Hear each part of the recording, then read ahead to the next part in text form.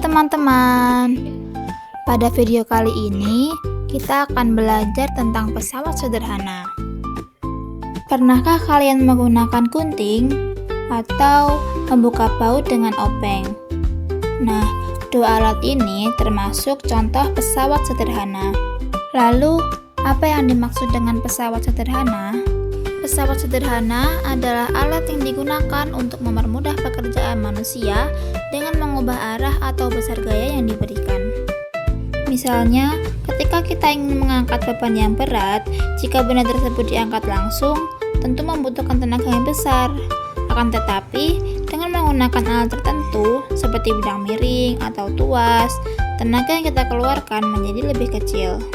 Selanjutnya, kita akan membahas mengapa pesawat sederhana sangat penting dalam kehidupan sehari-hari. Manusia memiliki keterbatasan tenaga dan gaya otot. Tidak semua benda dapat dipindahkan, diangkat, atau dibuka dengan mudah menggunakan tenaga manusia secara langsung. Karena itulah, manusia menciptakan berbagai alat yang disebut dengan pesawat sederhana untuk membantu pekerjaan mereka. Pesawat sederhana memiliki beberapa fungsi utama. Yang pertama, memperbesar gaya. Artinya, tenaga kecil yang kita keluarkan dapat menghasilkan gaya yang lebih besar. Fungsi yang kedua, yaitu mengubah arah gaya. Kadang-kadang, arah gaya yang kita berikan tidak sesuai dengan arah gerakan benda yang diinginkan. Nah, dengan bantuan pesawat sederhana, arah gaya dapat diubah sehingga pekerjaan menjadi lebih mudah. Fungsi yang terakhir yaitu memperpanjang jarak tempuh. Dengan menempuh jarak yang lebih panjang, gaya yang diperlukan menjadi lebih kecil. Selanjutnya, prinsip kerja pesawat sederhana.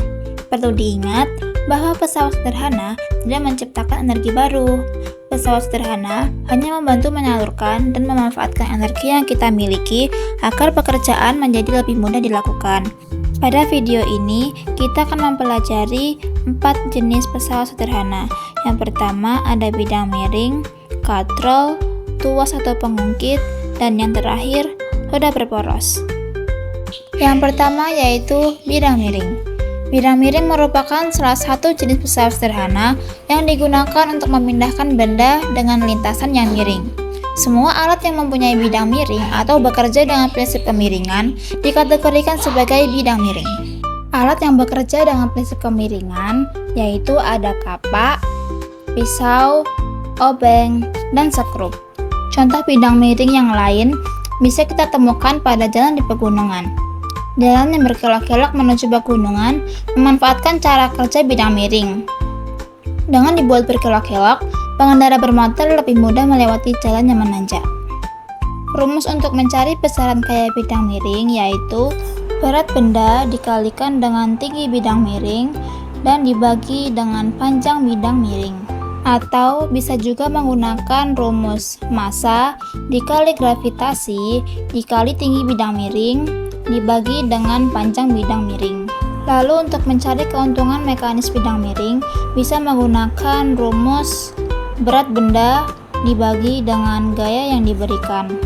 Atau bisa juga menggunakan rumus panjang bidang miring dibagi dengan tinggi bidang miring. Selanjutnya, kita akan membahas materi mengenai katrol. Katrol adalah sebuah roda kecil yang tepinya beraturan dan dapat diputar pada porosnya. Komponen katrol adalah roda berporos dan tali. Prinsip katrol yaitu menarik atau mengangkat suatu benda dengan menggunakan roda atau poros sehingga bisa terasa lebih ringan dan mudah untuk diangkat. Katrol memiliki titik tumpu, kuasa, dan beban. Katrol memiliki 3 jenis. Yang pertama adalah katrol tetap. Katrol tetap tidak mengalami perubahan saat digunakan. Keuntungan mekanisnya yaitu 1. Rumus keuntungan mekanis katrol tetap yaitu berat benda dibagi gaya yang diberikan. Contoh penggunaan katrol tetap yang pertama, kerekan untuk mengambil air sumur, kerekan sangkar burung, kerekan untuk mengangkut barang bangunan, dan kerekan bendera. Berikutnya yaitu katrol bebas. Katrol bebas adalah katrol yang mengalami perubahan atau bergerak bebas saat digunakan. Keuntungan mekanis katrol bebas yaitu 2. Rumus keuntungan mekanis katrol bebas yaitu berat benda dibagi dengan gaya yang diberikan. Contoh penggunaan katrol bebas yaitu pengangkut peti kemas di dermaga pelabuhan dan pengangkut bahan pada pembangunan. Yang terakhir adalah katrol majemuk. Katrol majemuk merupakan gabungan dari katrol tetap dan katrol bebas. Keuntungan mekanis katrol majemuk sama dengan jumlah tali yang digunakan untuk mengangkat benda. Rumus keuntungan mekanisnya berat benda dibagi gaya yang diberikan. Contoh penggunaan katrol majemuk yaitu alat pengangkat kerangka jembatan dan mobil derek. Selanjutnya yaitu tuas. Tuas adalah alat untuk mengangkat atau mengungkit benda. Untuk menghitung besaran gaya tuas, maka menggunakan rumus berat beban dikali lengan beban sama dengan gaya yang diberikan dikali dengan lengan kuasa. Untuk menghitung keuntungan mekanisnya, menggunakan rumus berat beban dibagi dengan gaya yang diberikan, atau bisa juga menggunakan rumus lengan kuasa dibagi dengan lengan beban. Tuas dibagi menjadi 3 golongan. Golongan pertama merupakan tuas dengan titik tumpu terletak di antara titik beban dan titik kuasa atau titik tumpu terletak di antara dua beban. Contoh alat yang tergolong tuas jenis pertama adalah tang, papan jungkat-jungkit, neraca, dan gunting. Tuas jenis golongan kedua merupakan tuas dengan titik beban terletak di antara titik tumpu dan titik kuasa. Contoh alat dalam kehidupan sehari-hari yang tergolong tuas jenis kedua adalah alat pemecah biji, alat pembuka tutup botol, dan gerobak dorong. Tuas jenis golongan ketiga merupakan tuas dengan titik kuasa yang terletak di antara titik tumpu dan titik beban.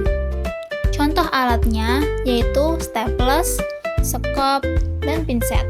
Selanjutnya, kita akan membahas mengenai tuas pada tubuh manusia. Yang pertama, ada tuas golongan pertama pada leher. Saat kita menganggukkan atau menegakkan kepala, titik tumpu berada pada sendi leher.